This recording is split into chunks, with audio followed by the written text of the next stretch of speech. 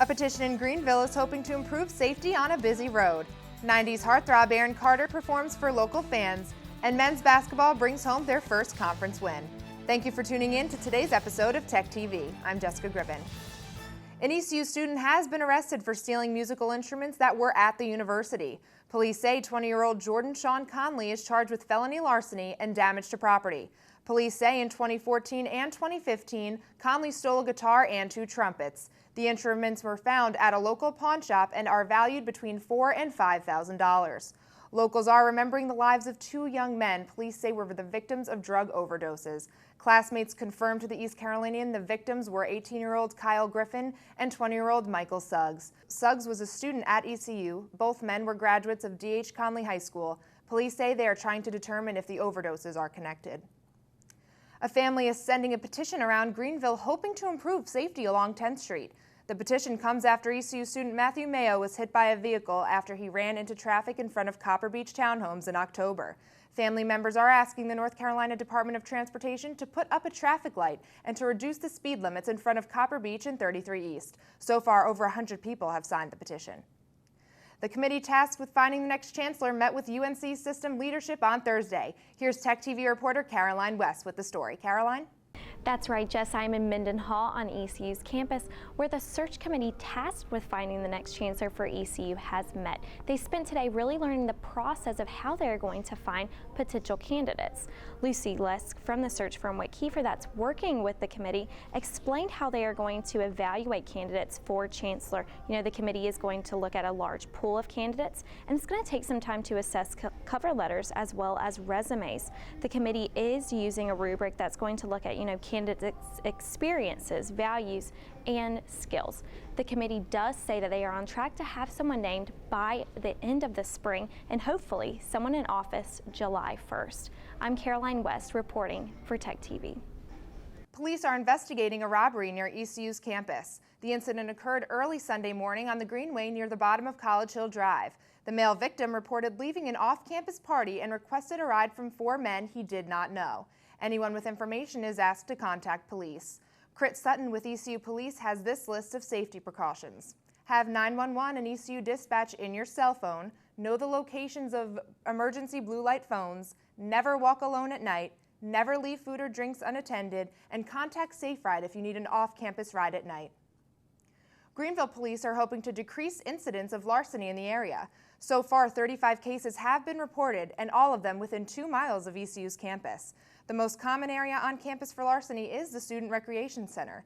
In 2014, Greenville had the 9th highest number of larceny reports in the state. A local dog has another chance at life. Rainbow Animal Rescue in Roanoke Rapids agreed to take in a pit bull that was abandoned and injured. Officials say Lily had a plastic bag tied to her front leg. A local veterinarian also found severe trauma, including bone exposure. Officers are still searching for the owner. Researchers at the Brody School of Medicine are wanting to learn more about student drug use in eastern North Carolina. Health correspondent Anna Parrish has the story. That's right, Jess. I'm in the East Carolinian newsroom, and I'm going to show you how you can take the survey. The survey starts by asking you which type of drug that you are involved with: marijuana, synthetic marijuana, and bath salts. For the sake of the survey and the demo, I picked marijuana. It starts by asking you demographic questions like your age, your occupation, and your relationship status.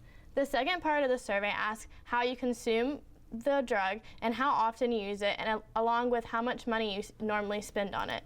For this sake, I'm just going to be using fake numbers to demo the survey.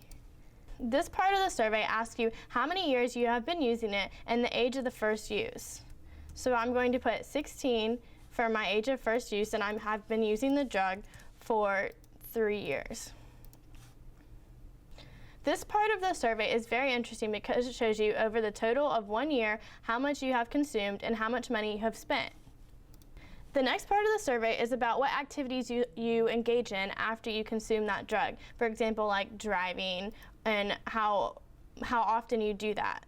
After that, the survey is complete. You can take the survey at the link below.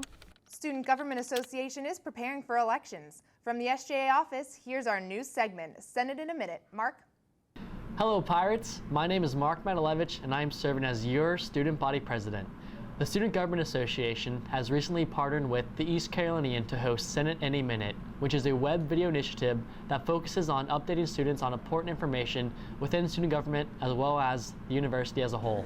On Monday's Senate meeting, we had a lot of new information go past to the senators, specifically with the elections and the bylaws and the new constitution. So we highlighted the new process for individuals who are looking to run and participate in a position for SGA next year. What we really want students to know about the new elections process is that there's opportunity for everyone in the Student Government Association. So previously, it felt more competitive, so you'd have two big tickets running, so two four-person tickets running against each other, and then whenever one of them lost, that entire population of the student body that felt like they've been ostracized for that year didn't get involved in student government for the rest of the year. Students who are interested in running for positions, they have until January 27th through February 5th to file for a position.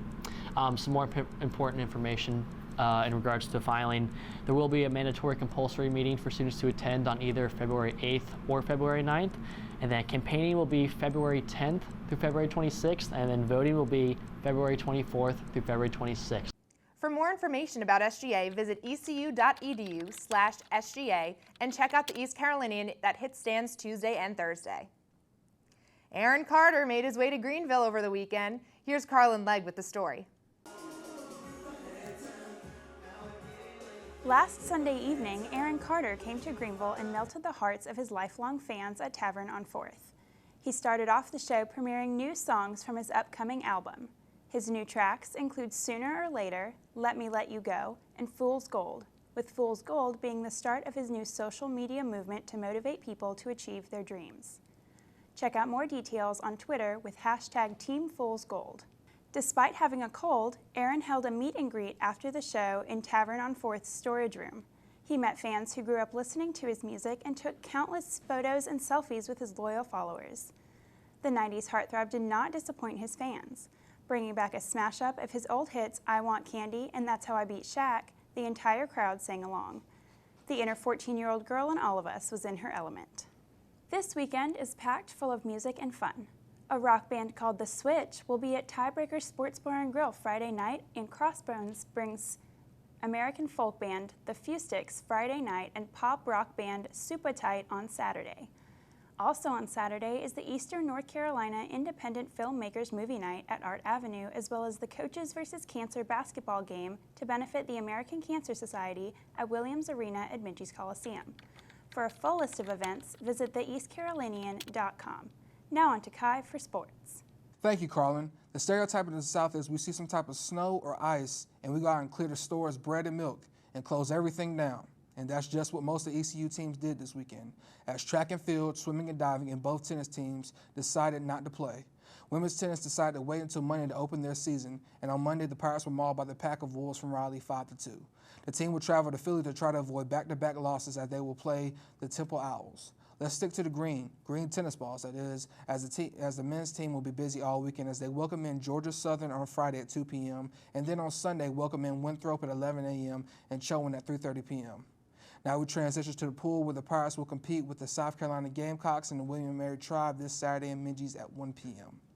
And now we're going to kick it over to the Jumpman, Avion Jones. We decided to send our reporter Simone Berry out to find out more about him.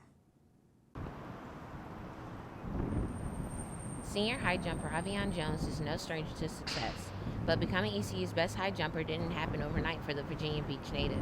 The once basketball star found his calling onto the track. My experience with high jump started somewhat my freshman year in high school, where the track coach actually asked me to come out and try for the team. After he seen that I can dunk a basketball pretty well, he figured why not try me at the high jump. Avion kicked off his high jump career at the Virginia Military Institute, where he quickly learned the concept of tough and hard work. As their motto is to break you down and to build you up. So it was really hard being there, but after I got here, you know, there's a lot more freedom, a lot more opportunity to train, to sleep, and not be injured from constantly working all the time. So even with the initial struggle at VMI, Avion applies what he learned there as the foundation of what he does here at ECU. My self-discipline, and being that there you really had to have good time management skills, being that you didn't have any time to do anything, you had to really make sure you're on top of everything.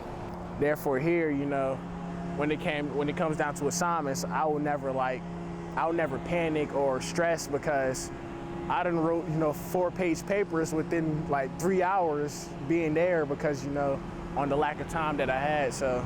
In the team season opener, Jones opened up with an impressive 7 feet 4 inches, making him #1 in the nation in an automatic NCAA national qualifier. Being that, you know, I did start off that well, you know, I think I was currently #1 in the nation after that jump, so the fact that I'm on the top, you know, I gotta work twice as hard. Even with his many All-American finishes, Avion doesn't plan on letting up on his competition anytime soon. Reporting for Tech TV, I'm Simone Berry. Even with a minor injury to the left knee, Avion and the entire track and field team will compete this Friday and Saturday at the Wake Forest Invitational in Winston-Salem, North Carolina. And now we're going to head to basketball, where the women's basketball team hit the road after their 63-60 win over the Bearcats, hoping to finally string wins together, but failed even as the all-time great Jada Payne put up 28 points, which put her up to 1,800 for her career. The Pirates just got caught up in the green wave. The team will hope to bounce back Saturday as they welcome in the Owls at 2:30 p.m. On the men's side, the Pirates went on the road and worked the Tigers. The Pirates came off a loss to Tulsa and took it to the Tigers from the jump. But as the Tigers charged back in the second half, they had a shot at the win, but the Pirates held them off for the 1-point win. Behind B.J. Tyson's season-high tying 26 points that included a career-high 6 threes. The Pirates will welcome in Houston Saturday at noon, but they are currently playing the Temple Owls as we record, so go to the EastCarolinian.com for all the updates on ECU Athletics. We want to thank you for checking out today's show. Our shows will be posted every Friday morning at the EastCarolinian.com. For all updates between shows, visit the EastCarolinian.com and check out Tuesday and Thursday's newspapers. We'll see you next week.